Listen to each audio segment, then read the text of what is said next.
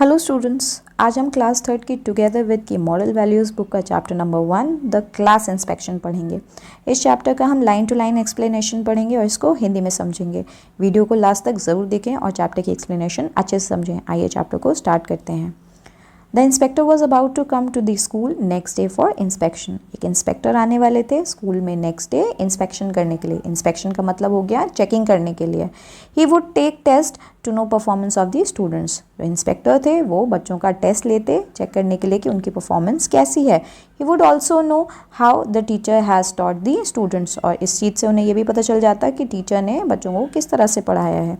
The head master wanted the children to perform well in the test. अब जो school के head master थे वो ये चाहते थे कि सभी बच्चे स्कूल के टेस्ट में बहुत अच्छे से परफॉर्म करें। If they did the school would get a good name. अगर बच्चों ने अच्छे से परफॉर्म किया तो स्कूल को अच्छा नाम मिलेगा। The inspector came to Mohan's class. Inspector जो थे मोहन की क्लास में आए। He gave a dictation test. उन्होंने डिक्टेशन टेस्ट दिया। डिक्टेशन का मतलब क्या होता है कि कोई वर्ड बोला जाता है और बच्चों को उसकी स्पेलिंग लिखनी होती है, तो उसको बोलते हैं डिक्टेशन टेस्ट। तो इंस्पेक्टर ने डिक्टेशन टेस्ट दिया।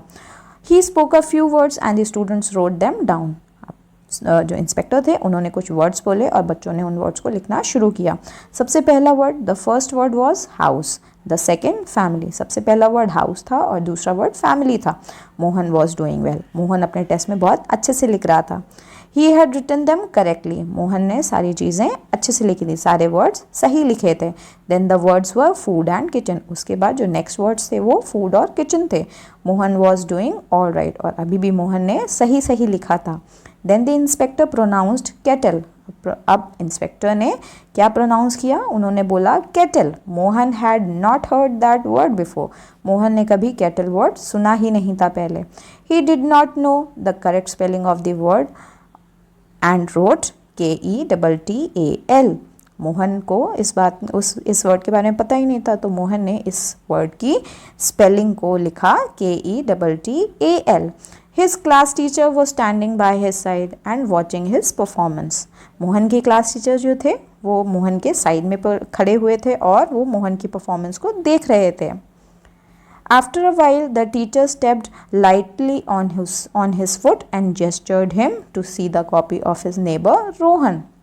कुछ देर में टीचर ने मोहन के पैर पर थोड़ा सा पैर ऐसे करके दबाया और उसको ऐसा जेस्चर किया, यानी उसको इशारा किया कि वो अपने नेबर रोहन की कॉपी से कॉपी कर ले, यानी चीटिंग कर ले। Mohan did not cheat and gave the copy to the inspector. Mohan ने चीटिंग नहीं करी और उसने अपनी कॉपी को इंस्पेक्टर को दे दिया। He got only 8 out of 10 in the dictation. Mohan के सिर्फ 8 नंबर आए 10 में से। After the inspector left the teacher shouted at Mohan. जैसे ही इंस्पेक्टर चला गया उसके बाद टीचर ने मोहन को बहुत चिल्लाया। टीचर ने मोहन को बहुत डांटा। I wanted all the students to get 100% marks in the test. Teacher ने बोला मैं चाहता था कि सभी बच्चों के पूरे पूरे मार्क्स आएँ, 100% मार्क्स आएँ टेस्ट में। You are the one who spoiled. और तुम ही वो हो जिसने सारी चीज़ें खराब कर दी। स्पॉइल का मतलब खराब कर दिया। I had asked you to see the copy of Rohan twice. मैंने तुमको 2 बार कहा था। ट्वाइस का मतलब हो गया 2। मैंने तुमको 2 बार बोला कि रोहन की कॉपी से चीटिंग कर लो so that you can correct your spelling, जिससे तुम्हारी जो तुमने स्पेलिंग गलत लिखी है वो तुम करेक्ट कर सको। Can't you understand even such a simple suggestion. Teacher ने बोला क्या तुमको इतना छोटी सी सिंपल सी बात भी नहीं समझ में आती कि तुमको देख लेना चाहिए था। मोहन वॉज काम। मोहन बहुत शांत था। He told the teacher you have asked never to tell a lie and be honest. अब वो अपने टीचर को कहता है कि आप ही ने तो कहा है कि हमें कभी भी झूठ नहीं बोलना चाहिए, हाँ, और हमेशा हमें ऑनेस्ट रहना चाहिए, यानी कभी हमेशा हमें सच्चाई का साथ देना चाहिए, ईमानदार होना चाहिए। I have obeyed you. मैंने तो आपकी बात मानी है। ओबे का मतलब होता है बात मानना, तो मैंने तो सिर्फ आपकी ही बात मानी है। To copy someone in the test is a dishonesty. और अगर हम किसी की कॉपी से कुछ चीटिंग करते हैं तो हम डिसऑनेस्ट हो जाते हैं। सो आई डिड नॉट। और इसीलिए मैंने किसी की कॉपी में से चीटिंग नहीं करी।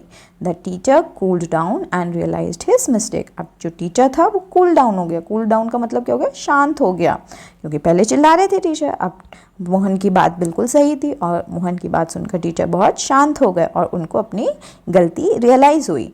ही said yes Mohan you are right, we should never be dishonest.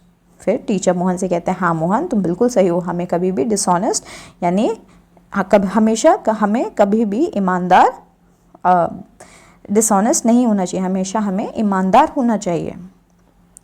Do you know who was Mohan? क्या आप लोग जानते हैं मोहन कौन था? He was Mohandas Karamchandra Gandhi, the father of nation. Students, आपने ये जो चैप्टर में मोहन के बारे में पढ़ा, आप जानते हैं ये मोहन कौन थे? ये मोहन थे मोहनदास करमचंद गांधी, यानी गांधी जी, जिनकी फ़ोटो हम नोट पर देखते हैं। ठीक है, इनको हम फादर ऑफ नेशन के नाम से भी जानते हैं। He never told a lie and even when he was a young boy, वो कभी भी झूठ नहीं बोलते थे, जब वो एक छोटे ही लड़के ही क्यों नहीं थे तब भी वो कभी भी झूठ नहीं बोलते थे। He was always honest and did not do anything wrong, वो हमेशा सच्चाई का साथ देते थे, हमेशा ईमानदार रहते थे और कभी भी कोई गलत चीज़ नहीं करते थे। He preached the message of peace and truth when he grew up, इन्होंने प्रीच किया, प्रीच का मतलब क्या हो गया, इन्होंने सभी लोगों तक ये उस चीज़ की पूजा करते थे, किस चीज़ की, कि हमें हमेशा पीसफुल रहना चाहिए, यानी हमेशा हमें शांत रहना चाहिए और हमें हमेशा ट्रुथ यानी सच्चाई का साथ देना चाहिए। This is why we call him Mahatma Gandhi, और इसी वजह से हम उन्हें महात्मा गांधी बुलाते हैं, क्योंकि वो पीसफुल और ट्रुथफुल रास्ते पर जीने के लिए सबको कहते थे। और इसीलिए इस स्टोरी का मोरल क्या है कि ट्रुथ ऑलवेज विंस, यानी सच्चाई की हमेशा जीत होती है। तो स्टूडेंट्स, अगर आपको ये चैप्टर की एक्सप्लेनेशन अच्छे से समझ में आ गई हो तो वीडियो को लाइक करें, चैनल को सब्सक्राइब करें और सभी तक इस वीडियो को ज़रूर शेयर करें। Thank you.